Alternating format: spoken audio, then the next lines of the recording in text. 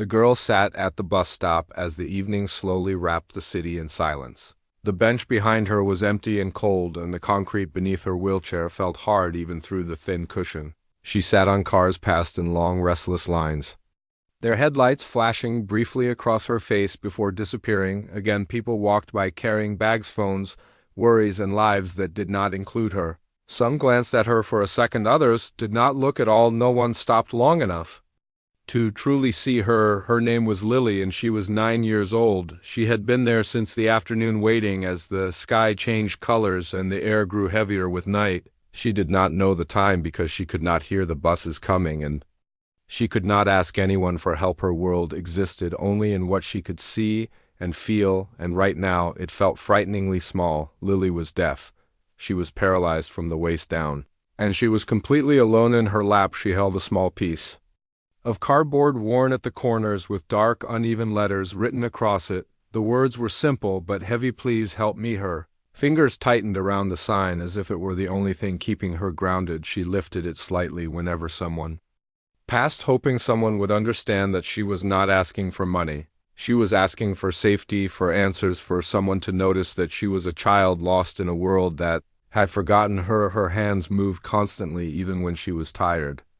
Even when hope felt thin, she signed to anyone who might be watching. Her fingers forming words in the Erlostelanskarbut. The language of her hands went unnoticed. People saw only a silent girl in a wheelchair and assumed someone else would take responsibility. Someone else would stop, someone else would help. Coins fell near her wheels. A sandwich was placed beside her without a word. A woman smiled sadly and kept walking. Lily nodded politely, but her hands kept moving, her eyes searching. Remembered the man who had brought her there that morning. He had smiled and pointed to the bench, telling her to wait. He signed poorly and promised he would come back. She waited because she trusted, because she had learned to obey, because she had nowhere else to go. Hours passed, and he never returned. As darkness settled, fear grew inside her chest like a storm. She could not cry out, she could not run, she could only wait. Across the street, a man stood beside an old pickup truck loading groceries into the back. His movements were slow and heavy, as if the day had drained everything from him. His jacket was faded, his face lined with exhaustion. His name was Daniel. Daniel was a single father trying to survive one day at a time. He worked long hours at a warehouse, lifting boxes and counting minutes until he could return home to his son. His wife had passed away years earlier, and the weight of that loss still followed him everywhere. He carried it in his shoulders, in his silence, in the way he rarely smiled. Daniel reached for the last grocery bag when something made him pause. He felt it before he understood it, a strange pull that made him look up. He saw the wheelchair first, then the small girl, then the sign. His chest tightened slightly, the way it always did when he saw children suffering. He told himself to keep moving, told himself he had no room in his life for more problems. He turned back toward his truck. Then he noticed her hands. They were not moving randomly. They were deliberate, urgent, filled with meaning. Daniel froze. Years ago, his wife had taught him sign language. She had laughed when he messed up and corrected his hands, patiently teaching him how to listen with his eyes. After she died, Daniel still remembered the language, though he rarely used it anymore. He had taught it to his son so that her memory would live on, and now here was a child signing into the empty air, begging for someone to understand. Helplessly, Stwurstway dropped the grocery bag without realizing it. The sound echoed sharply, but he barely noticed. His heart was pounding as he crossed the street, weaving between cars, ignoring horns, ignoring everything except the small girl whose hands were shaking with desperation. He stopped in front of her and slowly knelt down so she could see his face clearly. He raised his hands carefully, gently, and Signed Heloisi, you. Lily stiffened. Then her eyes widened as recognition flooded her face. Her breath caught and her sign fell from her hands. Tears welled up, instantly spilling over as if a dam had broken. She signed back quickly, messy, emotional. You understand, you see.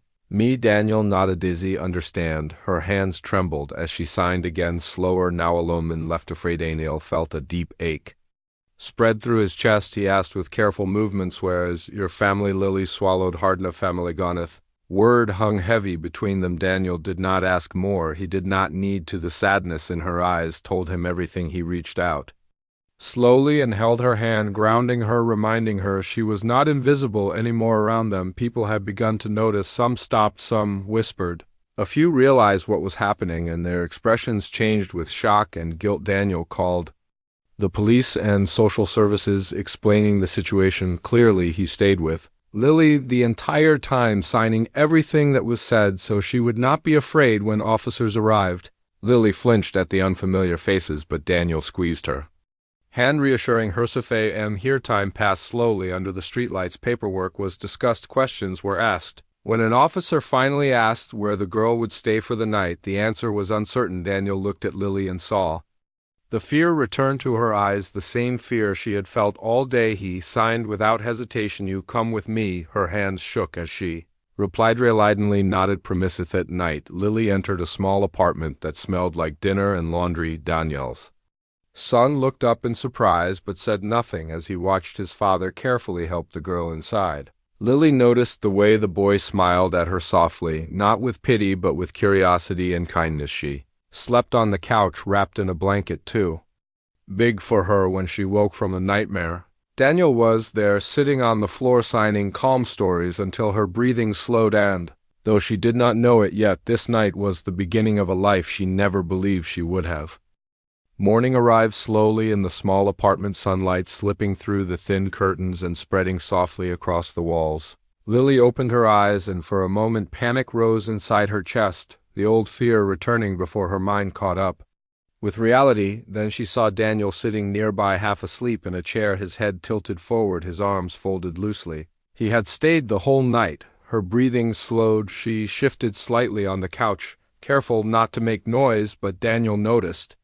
Immediately, he lifted his head and smiled gently, then raised his hands. Good morning, Gary. You okay? Lily nodded and signed back. You did not leave. Daniel shook his head. I am here. Those simple words settled something deep inside her, a feeling she had not known for years. The apartment was quiet, but not empty. It felt lived and safe, filled with small signs of care. A school bag leaned against the wall. Shoes were lined neatly by the door. A child's drawing of stick figures holding hands was taped above the table. Soon a small boy stepped out of the bedroom, rubbing his eyes. His hair stuck up in every direction and his shirt was inside out. He stopped when he saw Lily, then looked at Daniel, uncertain. Daniel smiled at him and signed calmly. This is Lily. She's staying with us. The boy hesitated, then waved shyly. Lily lifted her hand and waved back. Her smile was slow but real. His name was Noah, and he did not ask questions. He simply pulled out a chair and sat near her, watching curiously, then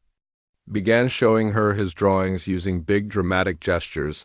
Lily laughed silently, her shoulders shaking. Over the next days, people came and went. Social workers, police officers, teachers, doctors. Each face was different, but Daniel stayed constant always. Kneeling beside Lily, signing patiently, making sure she understood what was happening. He never spoke over her, never decided without her. He treated her like a person, not a problem. They learned that Lily had been moved through shelters and temporary homes. Since the accident, no one stayed long enough to learn her language. No one had time to wait for her answers. She was labeled difficult, unreachable, too quiet. Daniel read those words and felt anger rise inside him. He looked at Lily sitting beside Noah, drawing with crayons, and wondered how anyone could have missed her light. The paperwork was long and exhausting.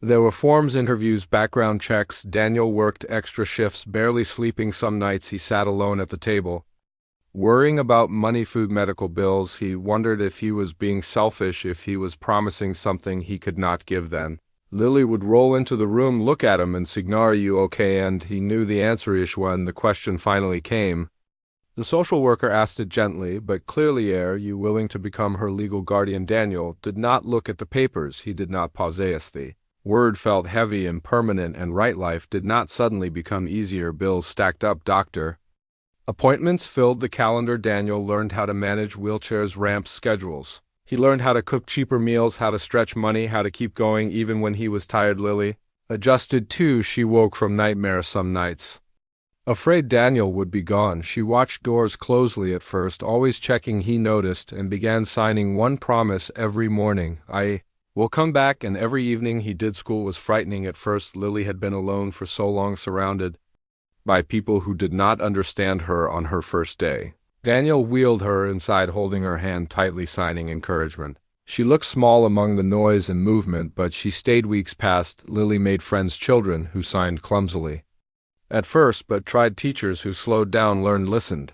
She discovered she loved books and drawing and telling stories with her hands at home. Noah learned sign language faster than anyone. He and Lily shared jokes, secrets, silent laughter. Daniel watched them and felt something heal inside him, something he did not know was broken. Months later, the school planned an assembly for families and students. Daniel almost did not attend because of work, but Lily insisted, signing careful police comite matters. He stood at the back of the room, feeling out of place, surrounded by parents, teachers, strangers. Lily rolled onto the small stage, her wheelchair decorated with paper flowers. She looked calm, confident, older than her years. An interpreter stood beside her as Lily raised her hands. I was invisible. People saw my chair, but not May. Was silent, but not empty. The room grew still. I waited for someone to hear. Maybe I needed someone to see me. Daniel felt tears rise. One man stop head did not hear my voice, but he listened with his heart. People covered their mouths, wiped their eyes. He stayed, chose me, and because of that I learned I mattered. Lily searched the room until she found Daniel. She smiled and signed one last word, slowly, clearly. Death.